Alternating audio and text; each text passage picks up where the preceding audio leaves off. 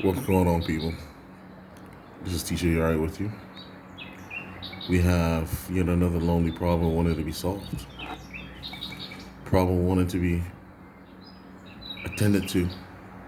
It's asking for your attention.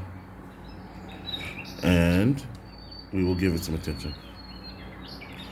So in this problem here, we need to find x. We need to find x. And we do not need to establish whether the triangles are similar or not. Why? Because we have a triangle embedded in a triangle. So therefore the sides, or excuse me, the angles must be equal.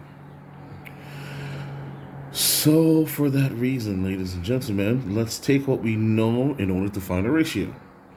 So we know this large triangle side xz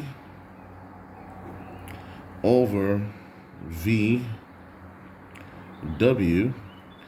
gives us 16 over 12. And when we reduce that,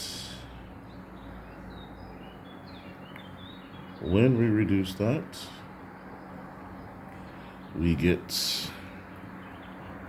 4 over 3.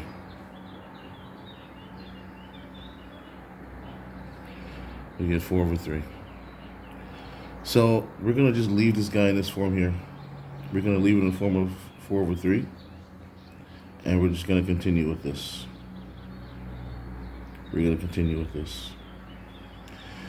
Now we need to find x. Okay, we need to find x. So we're going to compare this large side to the small side here. So we're going to compare y, z to y, w. What does that give me? YZ turns out to be 15 plus x over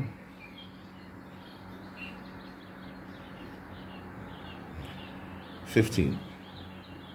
And we know this ratio equals 4 over 3.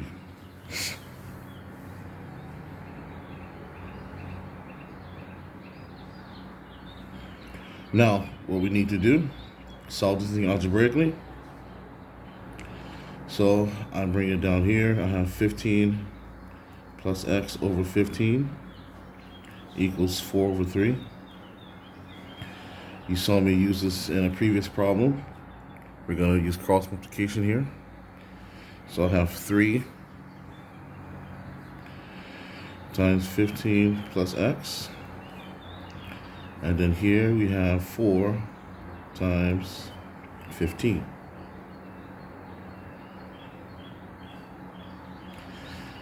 So I'm going to leave this side as is.